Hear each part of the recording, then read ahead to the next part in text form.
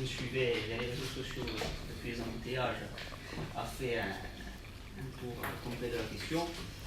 Simplement pour dire que, selon le sens de cette intervention aujourd'hui, c'est de dire qu'on ne peut pas, et en tant que nationaliste et en tant qu'élu de la Corse aux responsabilités, se contenter de la fin de non-recevoir qui est opposée par l'État français, par son gouvernement, aux propositions qui ont été avancées par l'Assemblée de Corse, y compris les années précédentes, notamment au statut de résident.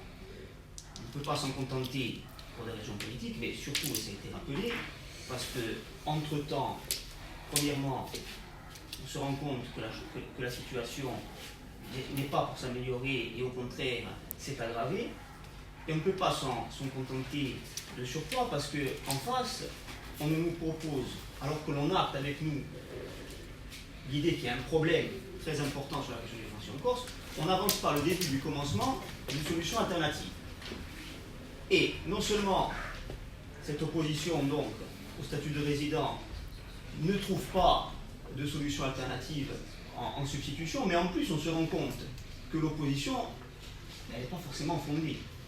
Lorsque l'on regarde un petit peu ce qui se fait ailleurs, on se rend compte qu'il y a des dispositifs ou qui correspondent au statut de résident proposé ou qui correspondent à des mécanismes voisins qui sont tout à fait compatibles et avec le droit français et avec le droit communautaire qui nous est systématiquement opposé. Deux, trois exemples, notamment celui de Bolzano. Et celui du statut de résident aussi, parce qu'il y a eu, y compris des positions intéressantes des juridictions administratives. Jean-Luc Lamotte nous a parlé du centre des intérêts matériels et moraux. Le centre des intérêts matériels et moraux, non seulement ça existe en droit français, mais je vous renvoie à un discours de François Hollande, président de la République en exercice à Saint-Joseph de la Réunion en 2014, non pas sur la question du foncier, mais sur la question de l'emploi, au sujet de laquelle nous avons aussi des propositions voisines en termes de philosophie. Sur la question de l'emploi, François Hollande dit aujourd'hui il y a un rapport qui est sur la table, qui est le rapport du député de l'époque, Le Breton, rapport qui avait été commandé d'ailleurs par le gouvernement, qui trouve une solution pour permettre de favoriser l'emploi de la diaspora réunionnaise, et il dit textuellement il existe un critère, ce critère c'est le centre des intérêts matériels et moraux. On voit bien que sur cet aspect-là, la proposition que l'on avance et qui a été validée par l'Assemblée de Corse, elle est non seulement conforme au droit, mais elle est même revendiquée au plus haut sommet de l'État comme un moyen de traiter un problème auquel nous sommes nous-mêmes confrontés. Pour rester au sein de l'État français, le statut de résident. On nous a dit que le statut de résident, c'est attentatoire au droit de la propriété. C'est attentatoire à tous les principes du droit européen. Et à la suite de l'Assemblée de Corse, il y a des communes qui ont délibéré sur le statut de résident. Et il y a le préfet de Corse du Sud qui a déféré un certain nombre de délibérations des communes. Et le préfet avait dit, dans l'administratif, je vous demande d'annuler ces délibérations parce que, justement, elles sont attentatoires au principe d'égalité, au droit de propriété et à tous les principes du droit communautaire.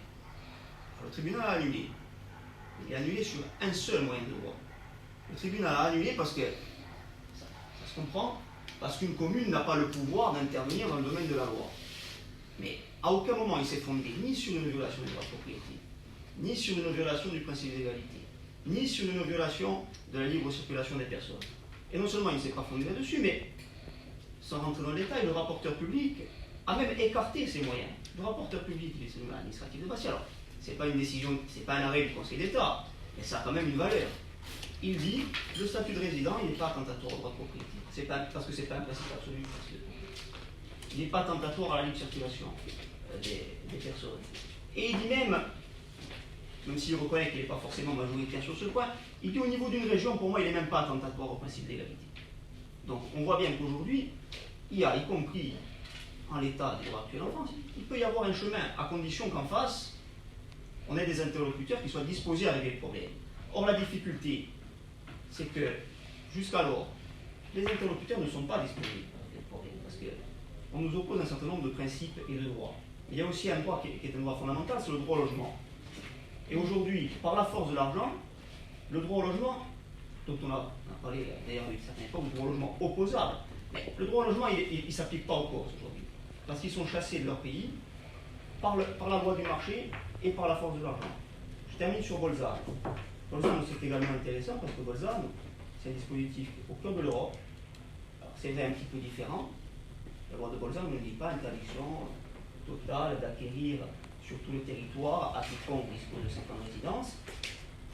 Elle se fonde sur une mesure différenciée, c'est-à-dire qu'en gros, on étudie au moment de l'entrée en vigueur de la loi dans quel territoire il y a un taux trop important de résidence secondaire.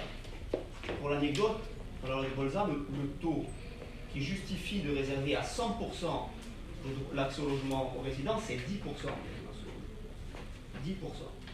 On voit aux chiffres de communes comme Porto Rico, comme Calvi, de communes qui sont, en toute cette cause, largement touchées par les phénomènes de spéculation. Et donc Bolzano dit, lorsqu'on est sous le taux de 10% de résidence secondaire, à partir du moment où la loi entre en vigueur, il faut que 60% des droits à bâtir, nouveaux ouverts par les PLU, en tout cas de toutes les surfaces qui sont consacrées au logement, 60% soient consacrés aux personnes, soient réservés aux personnes qui peuvent justifier de 5 ans de résidence. Quand on est au-delà de 10%, c'est 100% qui est réservé aux personnes qui justifient de 5 ans de résidence. Or, Bolzano, c'est certes une province autonome, membre de l'État italien.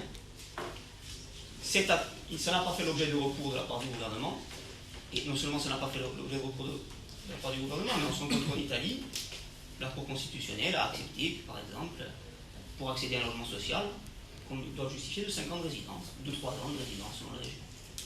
Et puis surtout, aujourd'hui, il y a un député italien, un député européen qui a interrogé la Commission européenne sur le fait de savoir si ce statut de résident de Bolzano était attentatoire aux Européens.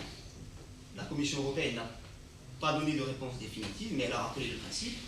Et le principe, c'est de dire que lorsqu'il y a un motif d'intérêt général, on peut prendre des mesures qui semblent à première vue attentatoires à la libre circulation. Et ce qui est quand même intéressant par rapport à ce qui nous intéresse, par rapport à ce à quoi on est confronté, c'est que parmi ces motifs d'intérêt général, on nous parle de quoi? On nous parle de préservation des terres. On nous parle de préservation des terres agricoles et on nous parle de la possibilité de permettre aux résidents d'accéder au logement. Donc, nous, ce que nous disons aujourd'hui, c'est que face au constat qui a été partagé à l'Assemblée de Corse, face à la situation que connaissent les Corses et qui s'aggrave de jour en jour, face à la forte attente qui existe au sein de notre peuple sur ces sujets, il faut prendre de nouvelles initiatives et il faut retourner, dans un premier temps, face à Paris, avec une proposition affinée peut-être, mais en tout cas qui ne remette pas en cause un principe qui est un principe intangible, c'est qu'aujourd'hui les Corses n'accepteront pas d'être de leur pays par la voie du marché et par la force de la